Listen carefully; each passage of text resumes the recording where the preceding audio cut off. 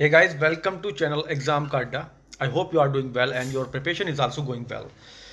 तो आपने थंबनेल देखा ही होगा और मैंने कल चैनल पे टेलीग्राम पे पोस्ट भी किया था कि नेक्स्ट वीडियो में हम डिस्कस करेंगे जो जीएस पॉइंटर के नाम से दो अलग प्रकाशन ने बुक निकाली है। तो कौन सी बुक सही रहेगी हमारे लिए। तो जीएस पॉइंटर के नाम से एक तो घटना चक्र की बुक आ रही है और एक आ रही है यूथ पब्लिकेशन की। ठीक है, दोनों ही जो हैं वो यूपी पीएससी के लिए हैं, यानी कि आप पीसीएस करें या फिर आरओ एआरओ करें, क्योंकि इस टाइम रिसेंट में आरओ एआरओ का एग्ज़ाम है। तो ये बुक ज़्यादा अब ट्रेंड कर रही हैं।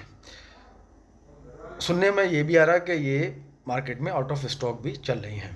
ठीक है, तो मैं फ़िलहाल जो बात करूँगा वो ई बुक पे ही आधारित बात करूँगा। ठीक है, मार्केट में क्या रेट है और कब मिलेंगी इसका मुझे कोई जानकारी नहीं।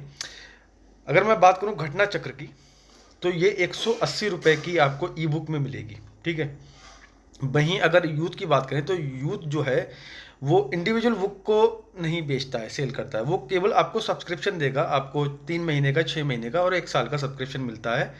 आप उसमें फिर कोई सी भी बुक रीड करें, ठीक है, सब्सक्रिप्शन लेने के बाद। तो ये बहुत ही अच्छी चीज़ है यूथ की कि कोई भी बुक आए और किसी भी एग्जाम से रिलेटेड वो बुक हो तो वो आप उस सब्सक्रिप्शन के अंदर पढ़ सकते हैं। ठीक है, आपको अलग अलग बुक नहीं खरीदना पड़ेंगी।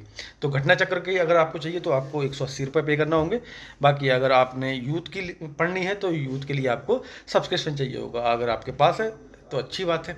ठीक है, बात करें अगर पेजेस की इसके अंदर, तो घटना चक्र के अंदर 480 पेजेस हैं। और वहीं अगर हम बात करें यूथ में, तो यूथ में जो पेजेस है वो मुझे बहुत कम लगे। 272 पेजेस यूथ के अंदर हैं, जो लगभग आधा हो जाता है। ठीक है, तो कंटेंट जाहिर सी बात है, जब पेजेस कम है तो कंटेंट जो है यूथ के अंदर कम होगा। ठीक है, अगर आपको कंटेंट चाहिए तो फिर आप घटना चक्र की बुक खरीदें। ठीक, बात करें कि दोनों में मैटर क्या है। ठीक है, जो कंटेंट है वो क्या है, तो दोनों के अंदर जो है वो पीवाईक्यू है। और पीवाईक्यू किस रूप में है, वो वन लाइनर के रूप में, यानी कि आपको एक लाइन, जो क्वेश्चन होगा, क्वेश्चन दिया होगा, सीधे डायरेक्ट उसके आगे आंसर दिया होगा। जैसे अगर हम बात करें कि सल्तनत काल कब बनी, ठीक है, तो उसमें लिखा हुआ सल्तनत काल 1206 में कुतुबुद्दीन ऐबक ने बनाई। ठीक है, इस तरीके से वन लाइनर टाइप दे रखे होंगे। तो ये तो हो गया हमारा कि कंटेंट उसके अंदर क्या है, वन लाइनर में है कंटेंट। ठीक है, अब इसमें है क्या क्या कंटेंट में भी, वन लाइनर में क्या क्या दे रखा है उन लोगों ने। तो उसमें आपको हिस्ट्री मिलेगा। अगर मैं घटना चक्र की बात करूं तो हिस्ट्री मिलेगा, पॉलिटी मिलेगा, ज्योग्राफी मिलेगा। ज्योग्राफी में आपको इंडियन और वर्ल्ड दोनों मिल जाएंगे। ठीक है, साइंस होगा, इकोनॉमिक्स होगा और इसके साथ इन्वायरमेंट भी होगा। तो ये आपको 6 चैप्टर इसमें 480 पेजेस के अंदर मिलेंगे। ठीक, और इन 6 चैप्टरों में भी सब जो है टॉपिक बना रखे हैं, जैसे कि पाषाण काल है, मध्य पाषाण काल है। ठीक है, अगर हम हिस्ट्री की बात करें तो हिस्ट्री में हमारा मुगल कालीन है, मराठाओं का है, तो सब उन्होंने टॉपिक वाइज बना रखे हैं और उसमें वन लाइनर दे रखे हैं। ठीक है, वहीं यूथ की अगर बात करूँ तो यूथ में आपको ये 6 तो मिलेंगे ही मिलेंगे, यानी कि हिस्ट्री, पॉलिटी, ज्योग्राफी, साइंस और इकोनॉमिक्स, इन्वायरमेंट के साथ साथ आपको मिलने वाला है पॉपुलेशन, यानी कि सेंसस और शहरीकरण, यानी कि अर्बनाइजेशन, वो भी मिलेगा। ठीक है, साथ में इसमें आपको यूपी जीके भी मिलेगा। मतलब पेजेस कम है लेकिन जो कंटेंट इन्होंने बढ़ा दिया है। पॉपुलेशन और यूपी जीके घटना चक्र में नहीं है, लेकिन यूथ के अंदर आपको देखने को मिलेंगे। ठीक है, पेजेस फिर भी कम है। ठीक, लेकिन कंटेंट तो बाकी में, जब पेजेस कम है तो कंटेंट तो कम होगा। लेकिन यूथ के अंदर एक अच्छी चीज़ ये भी दे रखी है कि आपको इसमें जो जैसे वन लाइनर दिया उन्होंने, ठीक है, उसके आगे मेंशन कर रखा है कि ये किस एग्ज़ाम में और किस वर्ष में आया। जैसे कि मान लो कोई पीसीएस एग्ज़ाम में आया तो लिखा हुआ है यूपी पीएससी पीसीएस 2001 में, 2002 में, 2005 में कब आया। तो ये चीज़ उन्होंने मेंशन कर दी, ये एक्स्ट्रा है। तो थोड़ा सा मतलब वे ऑफ प्रेजेंटेशन जो है वो यूथ का हमेशा की तरह अच्छा मुझे दिखा।